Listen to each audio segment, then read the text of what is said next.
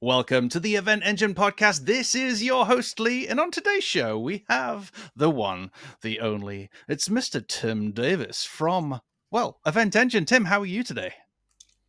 Very well, and it's good to finally be invited onto my own podcast. Well, you've been on before. I have. It And was just that actually, long ago. yeah. Yeah, it's Yeah. faded into distant past. But folks, we'll make sure that we do put links to previous episodes where Tim and I have collaborated. So for the folks who don't know who you are, Tim, which shouldn't be very many, could you just give us a little potted bio of who you are and what you do within Event Engine? Sure. I'm Tim. I'm one of the co-founders, along with Lee, of Event Engine. We started the company in 2016, and we essentially provide a whole bunch of web tech for events, solve problems, help people build websites, and connect with one another and stuff like that. My role is very much non-tech. I'm the guy who will go out and have conversations and find out what people's problems are, and then I will throw curveballs galore at Lee and the team to say, here's a gap, here's something that needs to happen.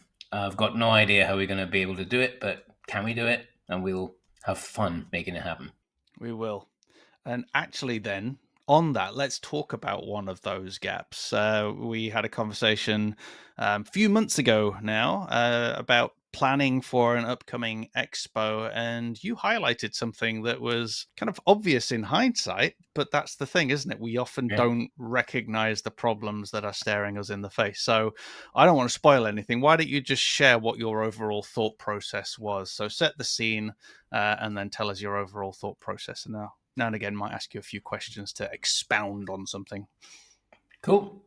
So we are part of the event tech community. We've been around for, like I said, since 2016. And Event Tech Live and all that community, they're our buddies. The show Event Tech Live is something that we've exhibited at for several years.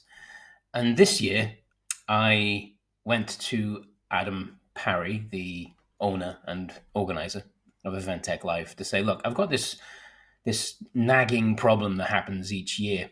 And my suspicion is it's not just happening at Event Tech Live. I think it probably happens at other events as well. If you think about the period towards the end of an event, some people call it the wind down or the afterglow. But let's be honest, it's when the energy starts leaving the room because the visitors are doing this trickle of an exodus where visitor numbers are halving every sort of 15 minutes or so. And you can see at all the exhibitor stands, exhibitors are checking their phones. They're looking like, thank goodness this is nearly over. Or some aren't. Some are properly engaged and they're still buzzing with energy. Arguably, they should be because that time still represents significant investment.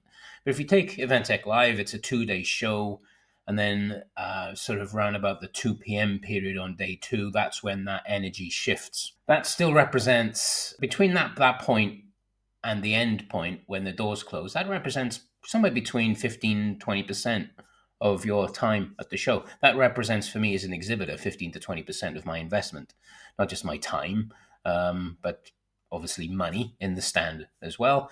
Do that right across, add that up right across the whole hall. That's a lot of investment in that hall that is in that 15 to 20%, where a lot of exhibitors are checking out. They're disengaging.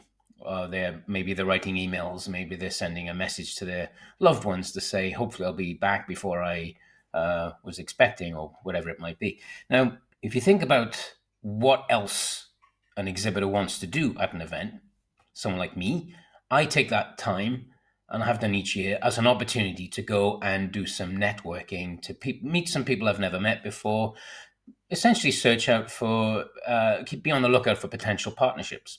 Now, it's not the top objective of exhibiting at an event. It might be for some people, but I think for most people, when they invest money at an event in an exhibition stand, their top priority is, I want leads and sales. That's obvious.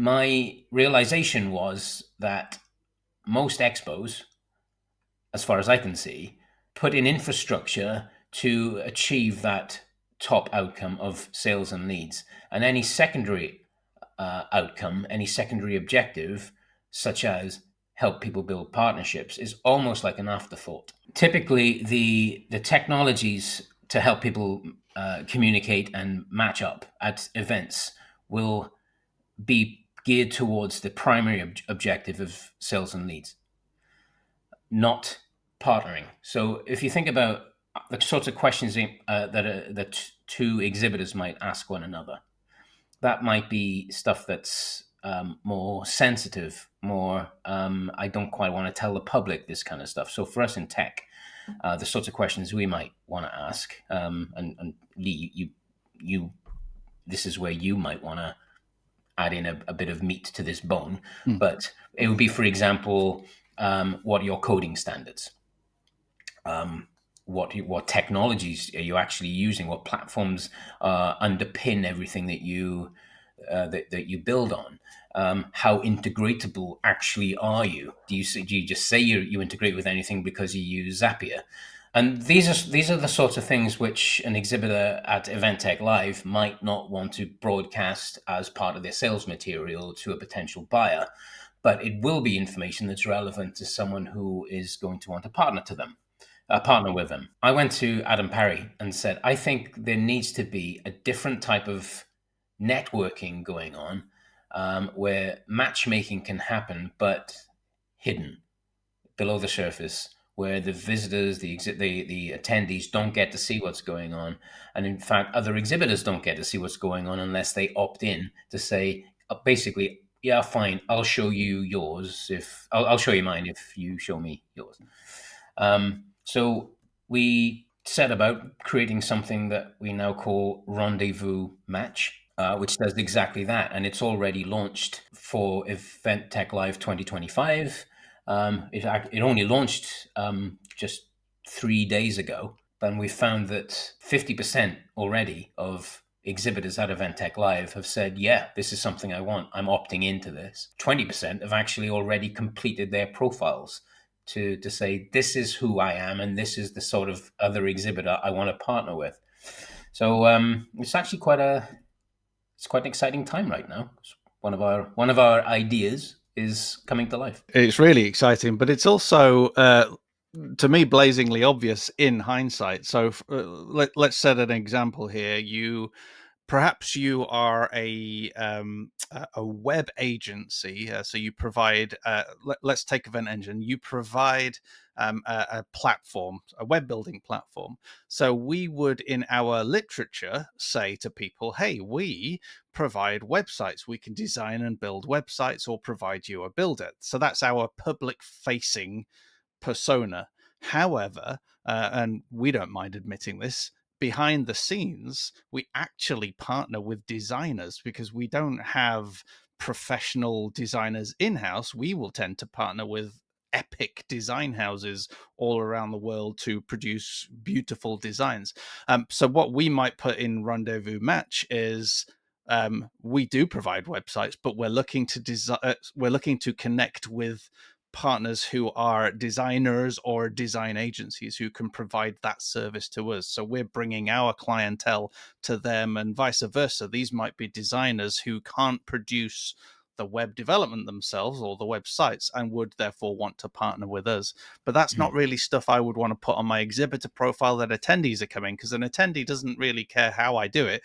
The attendee is interested in, can this company provide me with their experience, with a nicely designed website built on a powerful platform that they can easily edit. That's all they care about. How we do it, they don't care about. So that's where, this sort of system comes into play for us, where we can be honest. I mean, when we say honest, we're not hiding anything from the public, but at this point, we're just saying, all right, well, this is us. This is us behind the scenes, as it were, and who else could we fit in with to support them, or vice versa. Mm-hmm. Yeah, absolutely. And I think one of the other things that led to this is some frustrations that we have had as a business over the last year. One of the hats I wear is director of partnerships, and I'll go out and start pressing the flesh with various people to see whether or not there's any scope for partnering together. And we tend to think that, well, that begins with chemistry. Do I actually like this person? Do they seem trustworthy? And all this kind of stuff. And of course, that's vitally important. But what we have found more than once is that there might be some chemistry, but once you start to look under the hood of one another's gubbins, what they actually do and how they go about it, it doesn't take too long before you can see there's really no scope here for developing things, because we got different, maybe design, maybe coding philosophies, Yep. standards. I mean, we do have a good example of that. So sorry to jump in there, mate, but I remember you introduced us to a company. You obviously had a good relationship, so there was certainly a vibe there. But when we went through the API documentation, we recognized that the way their API was built wasn't something that we would easily be able to integrate with, etc. So it would probably create more problems than it would solve for clients. So this felt like it wasn't something we would want to progress any further with. But if we'd have had access to that kind of at a much earlier stage, that's not to say you wouldn't still continue that relationship, as a networking relationship. But at least we knew at a partner level, we'd have known earlier on. We don't really want to touch that sort of business because of the way they're going about things, their lack of API or their lack of documentation or the methods they are using. Yeah, exactly. I think it's also worth mentioning how easy Eventec Live and we have made it for exhibitors to engage with this whole thing. Eventec Live uses the Fair platform. We've made a very simple opt-in for exhibitors to decide for themselves, is this something you're interested in doing or not? It's a simple task, and they can just click yes or no. And if they click yes, then they are taking into the Rondayvoo match platform to fill out their profile and get on with it. It's as smooth as possible. I think that's testament to Fair. So Fair makes it very easy. They've got good documentation. We have the chemistry as well, so we're able to work with them. And what all we did there was created a task that automatically went to all the exhibitors. We asked then, what email do you want to use for this to opt in? They fill in their email and then they receive all of their access details. So that way we've seen, as far as we're concerned, unprecedented opt-in. 50% of exhibitors within 3 days is a phenomenal amount of people to opt into something where they only really have a paragraph of the concept as well. So that does show the power of the concept, and then to have people then continue to go through and to then fill in those profiles is nice validation for us. But again, going back to Fair making it that easy and us being able to have that integration with them and with their API, etc., has certainly made it easier for us to gather exhibitor information. And I think if we were to look at Fair as a product outside of Rondayvoo Match for other organizations, for exhibitors, etc. So we would definitely recommend the Fair product for your exhibition or event to get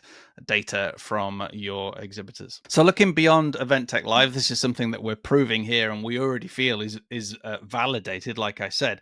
But how do you see Rondayvoo Match, a service like this, benefiting other event organizers, other exhibitions, etc.? Well, I think Eventec Live is the perfect training ground for experimentation, and it's obvious, really. It should be that, and you see all sorts of tech in play anytime you go to Eventec Live. Every year, there's another piece of tech that you're engaging with in order to get the most out of the event. And it's one thing for us to be excited 2 weeks out before the event to say, "Wow, look at this take up! Clearly, exhibitors are interested in this whole concept." It'll be a completely different thing altogether after the event to measure, well, how well did they actually engage with it? What are the stories that are coming out of that, and to see what case studies there may or may not be. Obviously, that's going to be very interesting for us to take a look at the end of Eventec Live to determine whether or not this is something that we could broadcast to other expos and say, look, have a think about that wind down period at the end of your event. Are your exhibitors wanting to get the most out of partnering during that time when the visitor numbers are shrinking? Ask them, would they be interested in having a tool like this that's in the background and not visible to the visitors to help them achieve their partnering goals. So it is an exciting time, but it's also a very interesting time. I'm watching this very, very closely. Awesome. Well, thanks, man. What? Keep that in. Yes. All right. Well, Tim, thank you so much. It's always great to have conversations with you when you share all the different ideas that you come up with. Many of them we don't do, because we I have know. chats with other people, and it's either going to be super complicated and take years to develop, or there just doesn't seem to be an appetite. But this was one of those where people were just like, yeah, man, I want to be able to talk to people. I go to events and I feel like I get a few leads and that, and it's a lot of money and a lot of time, and there's all these other people in the room I'm missing out on, and being able to add more value seemed to get people excited, and that got us excited. That got me and the team excited to develop this product. So we're really, really super proud. And folks, you can go ahead and check it out over on eventengine.tv. But Tim, before we go, what's the best way for people to connect with you? And then we'll say goodbye. I'm always on LinkedIn, so if you can find me there. Just Tim Davies, Davies, the Welsh way, or you can. There's a contact form on eventengine.tv. Which goes to Tim. Which goes to me. And I'll ignore it. So, folks, thanks very much. Leave your comments below if you're watching on YouTube. If you're not watching on YouTube and you're listening in, then come over to YouTube and leave your comments below. Tim, thank you so much. Pleasure. Bye.